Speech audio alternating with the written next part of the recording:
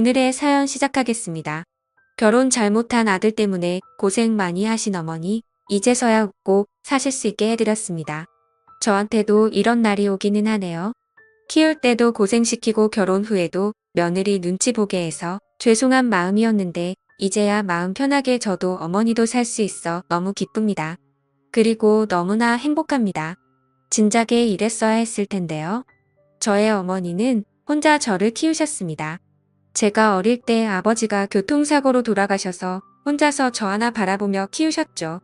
지금의 교통법규나 상황을 봤을 때 충분히 보상을 받을 수 있는 사고였지만 그때 당시엔 블랙박스나 CCTV가 활성화돼 있던 때가 아니라 그냥 위로금 조금 받고 끝났습니다. 그 시절 여자 혼자 아이 키우기가 얼마나 힘들었을지 상상이 안 되실 겁니다. 정말 안 해본 것 없이 열심히 사셨고 저도 그랬기에 열심히 공부했습니다. 그러다가 어머니가 식당에 취직하셨는데 거기서 어머니의 사정을 딱하게 여겨서 계속 일할 수 있게 해주셨습니다. 그분이 저의 장모님이셨죠. 학생 때부터 아내를 봐왔습니다. 부유한 집안의 자제라 그런지 부티가 줄줄 넘쳤고 이쁘기도 했습니다. 근데 하나 맘에 안 드는 것은 싸가지가 아주 없다는 점이었죠. 제가 학교 마치고 늘 어머니 일하시는 가게에 들렸기 때문에 자주 얼굴을 볼 수 있었습니다. 또 마치는 시간에 데리러 가기도 했으니 거의 장모님과도 매일 마주쳤죠. 장모님은 저를 좋게 봐주셨고 먹을 것도 매일 싸주시고 그랬습니다. 감사한 기억이긴 합니다. 지금은 그것마저 다 떨쳐버렸지만요. 정말 가난하고 어려웠지만 열심히 공부했습니다. 제가 이 진흙탕을 벗어날 수 있는 것은 공부뿐이라고 생각했으니까요. 어머니와 둘이 반지하 원룸에 살면서 꼭 밝은 빛이 있는 집으로 가고 싶다는 생각을 많이 했었네요. 어머니는 한 번도 제 앞에서 불평하신 적이 없습니다. 먼저 간 아버지가 있지도 않은지 그리고 새로운 사람을 만나고 싶은 마음도 없는지 그냥 묵묵히 일만 할 뿐이었고 부족한 거 없이 잘할 수 있도록 늘 희생하셨습니다. 그렇게 노력한 결과 저는 육군사관학교에 입학할 수 있었고 졸업 후에 장교가 되었습니다. 근데 그때 어머니 몸이 많이 안 좋아지셔서 옆에 있어드리고 싶은데 저는 늘 전방으로만 돌고 있으니 답답한 마음이었습니다. 그리고 큰 마음 먹고 진급을 포기하고 제대를 했죠. 거의 30대가 돼가는 나이에 덜컥 제대를 하고 나니 모은 돈은 좀 있었지만 두려웠습니다. 앞으로 먹고 살아야 할 길을 찾았어야 했으니까요. 그때 장모님이 도움을 주셨습니다. 제가 제대하기 얼마 전까지 아픈 몸 이끌고 그 식당에서 일하신 어머니는 그 집에선 거의 가족이었습니다. 그렇기 때문에 저도 늘 휴가 나오면 인사드리러 가곤 했고요. 장모님은 공부를 하라며 지원해 주셨습니다.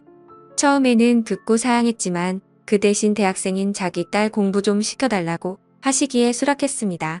그렇게 저는 그때부터 누구나 응시할 수 있는 7급 공무원 준비를 시작했습니다. 그 친구 공부를 가르치면서 저도 열심히 공부했습니다. 근데 이 친구가 어느 날 뜬금없이 저한테 고백을 하더군요. 어릴 때부터 멋있다고 생각했다면서요. 당황스러워서 못 들은 척했는데 그날부터 계속해서 그렇게 저를 괴롭혔습니다.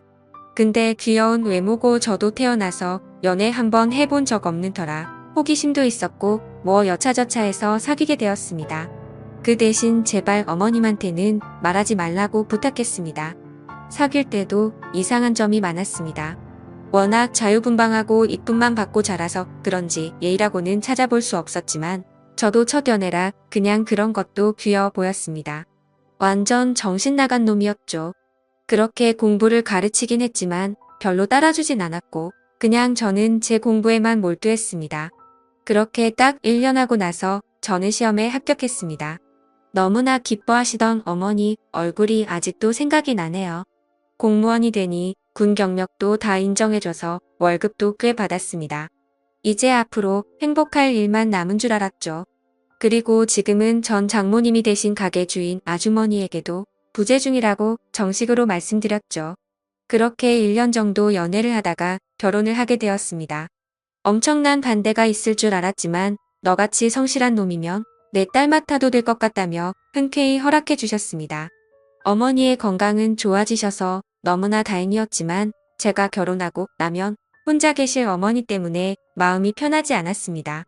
그래서 같이 살기를 바랬고 그냥 제가 조금 모은 돈으로 빌라 같은 곳에서 어머니 모시며 살고 싶었는데 아내는 둘이 살 거면 상관없지만 어머니랑 같이 사는데 그 좁은 데서는 절대 못 산다고 버티더군요. 도움 없이 제 힘으로 시작하고 싶었습니다. 결국 다 이런 게 빚이란 걸 알았으니까요. 그래도 같이 살아준다는 마음 먹어준 것만도 고마워서 저도 한 걸음 양보했습니다. 결국 장모님이 도와주셔서 넓은 집에 이사 갈 수 있게 되었고 저는 어머니와 같이 살 수 있다는 걸로 만족하고 기뻐하기로 했습니다. 거기서부터가 불행의 씨앗이었죠. 아내는 저한테는 처음엔 착했지만 저희 어머니한테는 아니었습니다. 어릴 때부터 본인 집가게에서 일하는 아줌마여서 그런지 결혼해서도 그 태도는 변하지 않았습니다. 처음엔 호칭도 자꾸 아줌마라고 튀어나오더군요. 그건 본인도 실수라고 인지하고 있었기에 조심 좀 하라고 타이르고 그냥 넘어갔습니다. 그치만 설거지며 빨래 집안일 모두를 그냥 저의 어머니가 하게 되셨죠. 본인 수고 손가락을 시키지 않나 진짜 제가 몇 번이나 그걸로 다툰지를 모르겠습니다. 시어머니가 집 파출부냐고 타일러도 보고 화도 내보고 별짓 다 해봤는데 그냥 원래 성품이 그런 인간이었습니다. 자기보다 돈 없는 사람은 자기보다 낮은 사람이라는 생각이 머리에 박혀있는 사람이었죠. 본인은 딱히 하는 일이 없으면서 카페라고 하나 차려놓고 거기서 친구를 불러서 노닥거리다가 저녁 되면 들어오고 그런 식이었습니다. 또 매일 밤에 어디를 그렇게 화장을 하고 가는지 나중에 알고 보니 친구들과 나이트도 가더군요. 그냥 결혼 생활에 대한 기본적인 예의도 없고 그냥 친구들 몇 명 결혼하니 그때 제가 눈앞에 괜찮아 보였고 그래서 결혼한 것 같았습니다.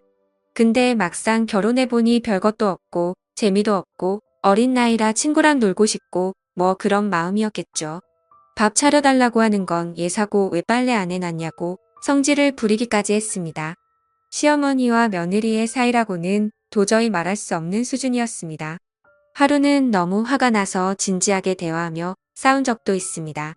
그러니 본인은 뭐가 잘못되었는지도 잘 모르더군요. 너무나 죄송스러웠습니다. 장모님도 결혼하니 예전에 마음씨 좋던 아주머니가 아니셨습니다. 일단 본인의 집안이 위에 있다는 것을 항상 저에게 인지시키셨습니다. 딸한테 잘해야 하네. 우리가 자네 이렇게 만들어준 거지 않나? 요즘 세상에 이런 처가가 어디 있나? 다들 좋은 집안에 시집가려고 난리인데 우리는 우리가 먹고 살만한 이 사람만 보고 결혼시킨 거네. 시집살이 같은 거 시키지 말게 등등 갈 때마다 잔소리가 귀에 딱지 않도록 들었죠. 그걸 옆에서 듣고 있는 아내는 아무렇지도 않은 표정으로 폰이나 만지며 있었고 저는 점점 지쳐갔습니다. 그러다 정말 화가 난 사건이 있었습니다. 저의 어머니 건강이 좀 좋아지시긴 했지만 무리를 하면 안 되는데 장모님이 가게 바쁘다고 도와달라고 전화를 했답니다. 그걸 또 어머니는 도와주러 가셨고요. 아마 그것 또한 보답이라 생각하셨던 것 같습니다. 그 얘기 들으니 억장이 무너지더군요. 집에 가서 이 사실 알고 있냐고 물으니 태연하게 뭐 집에서 놀면 뭐해? 우리 엄마 도와줄 수도 있지. 옛날에 일 많이 했잖아. 하는 순간 뺨을 후려쳤습니다. 그걸로 또 대판 싸웠습니다. 아내는 도저히 제가 이해 안 된다는 식으로 바쁘면 좀 도와줄 수도 있지. 왜 그런 것 때문에 화내냐며 본인이 되려 소리를 지르고 감히 나를 때렸다며 못 살겠다며 나가더군요. 어머니는 그만하시라 하는데 참 비참했습니다. 제가 입은 은혜는 은혜이고 나이 드신 어머니 이렇게 살게 할 수는 없었습니다. 이혼을 하든 어떻게 되든 그냥 강하게 제가 하고 싶은 대로 하기로 하고 생활했습니다. 어차피 집에 들어오지도 않았고요. 진짜 어디서 배워먹은 버릇인지 참 이해하기 힘들었습니다. 화난다고 친정 가서 그냥 자버리고 안 들어오고 말이죠. 장모님 또 저 부르셔서 잔소리하시며 애한테 도대체 왜 그러냐고 뭐라 하시기에 이혼하겠다고 했습니다. 도저히 이런 애랑 이런 집안에서는 결혼 생활 못하겠다고요. 저희 어머니 파출부 아니고 아직도 여기 직원 아니고 그냥 이 사람 시어머니고 장모님 사돈이라고요. 입은 은혜는 평생 감사하게 생각하며 살 테니 결혼 생활은 얼마 지나지 않았을 때 그만두는 게 맞을 것 같다고요. 결혼하면 저 막무가내인 성격 조금은 고쳐질 줄 알았고 어른에 대한 공경도 좀 생길 줄 알았는데 전혀 그런 거 없이 무시하는 태도 이제는 못 참겠다고요. 그리고 장모님도 이제 사돈인데 그런 식으로 하시는 게 실례 아닙니까? 하고 딱 잘라 말하니 엄청 당황해 하시더군요.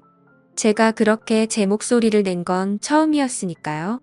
그렇다고 무슨 이혼을 하냐고 얘기를 이어가시려고 하기에 그냥 자리에 일어났습니다. 이제 앞으로 볼 일은 법정에서 마지막이었으면 좋겠다. 전 와이프가 된 그 여자에게 말한 후 문박차고 나갔죠. 진짜 얼마나 세게 걷어차고 나갔는지 발이 아플 지경이었습니다. 그래도 속은 시원했습니다. 그리고 나서 어머니께 말씀드리니 본인은 괜찮은데 왜 그러냐고 저한테 엄청 미안해 하셨죠. 제가 그래서 이제 그렇게 난 눈치 보며 살 것 없다고 그냥 편한 대로 사시라 했습니다. 전 장모님 저한테 배은망덕하다고 욕해도 아랑곳하지도 않았습니다. 그렇게 아직 철없는 딸 데리고 살며 저의 어머니 마음에 상처 드리고 싶지 않았거든요. 그렇게 결국 이혼했습니다. 이혼하고 나서 기막힌 일들이 많이 일어났죠. 우선 저한테도 변화가 생겼습니다.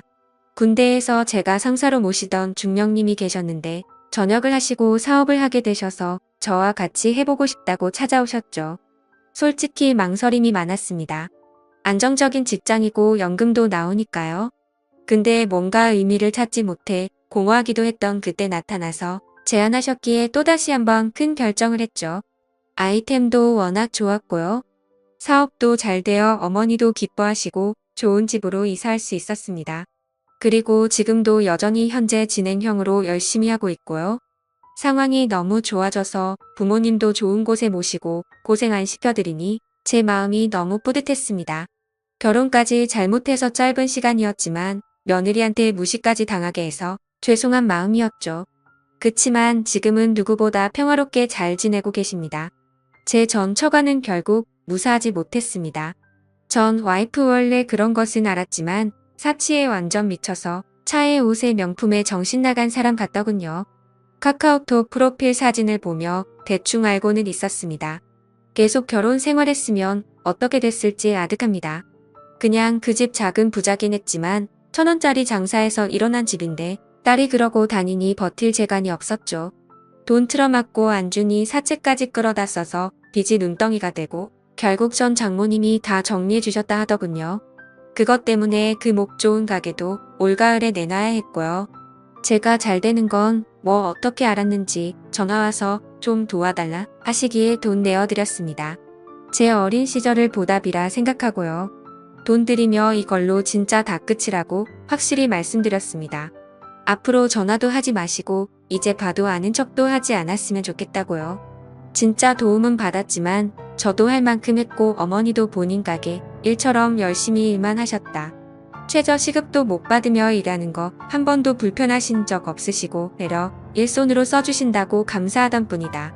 그런 분을 무시하고 사돈이 되었는데도 본이 날에 있다고 생각하시면서 그랬던 것 절대 용서 못한다고 또 한 번 말씀드렸습니다. 이제 정말 안녕히 계시고 잘 사시라고 다신 보지 말자고 하고 자리 떴죠. 그렇게 하고 나니 마음이 편해졌습니다. 계속 응어리처럼 남아있던 것이 없어진 기분이었습니다.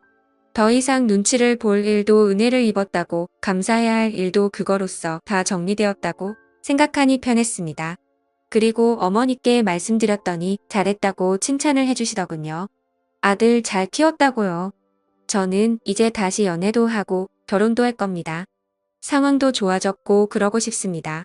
꼭 좋은 여자 만나서 행복하게 사는 모습 어머니 돌아가시기 전에 보여드리고 싶어서요.